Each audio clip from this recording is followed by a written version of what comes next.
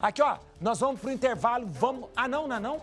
Uai, pensei que o Rodolfo tava mandando ir pro intervalo. E agora, padre? A gente vai ter uma dúvida aí, vamos ver uma dúvida com o telespectador, vamos lá. Padre, tenho muitas fobias e hoje em dia já acho que estou com medo da vida. E agora, padre? Gente, é importante a gente lembrar uma coisa. Fobia, a gente tem que entender uma coisa. A fobia é diferente do medo normal, do medo comum. É importante a gente saber disso. Eu falava no começo do programa, o termo fobia vem de phobos, em grego, que significa medo.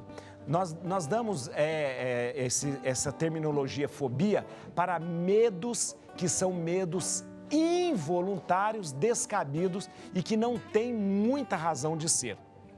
Por exemplo, quando a pessoa tem um pavor, um imenso medo de aranha, aracnofobia, de altura, acrofobia, de estar no meio das pessoas, de estar no lugar aberto, agorafobia.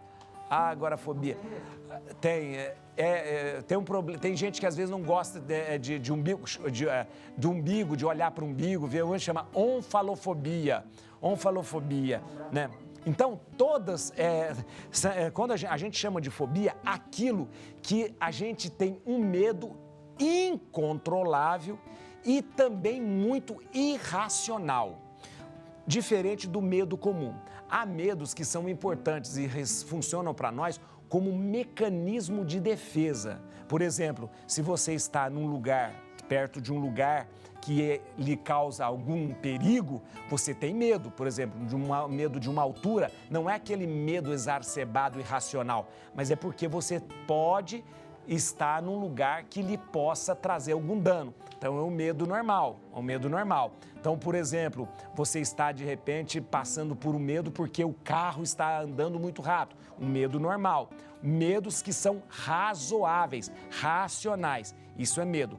Agora, quando o medo ele passa a ser irracional, ele passa a ser uma fobia. E aí essa fobia, ela sempre tem um fundamento. Você veio de um trauma ou você trouxe isso de um momento traumático na sua vida que desenvolveu aquele medo. Por exemplo, tem pessoas que desenvolvem uma fobia enorme por aranha, né? Aranha. Por quê? Porque, de repente, lá na sua infância, ele passou por uma situação traumática com uma aranha. Tem gente que tem um medo exacerbado de pássaro, de coisas que voam. Por quê? Talvez na infância ela tenha tido um problema, um trauma. Então, essas fobias, elas podem ser tratadas e elas podem ser solucionadas. O medo normal, esses são medos importantes que fazem com que a gente possa preservar a nossa vida. Tenho medo de morrer, tenho medo de passar por essa situação difícil. Por quê? Como um instinto de preservação.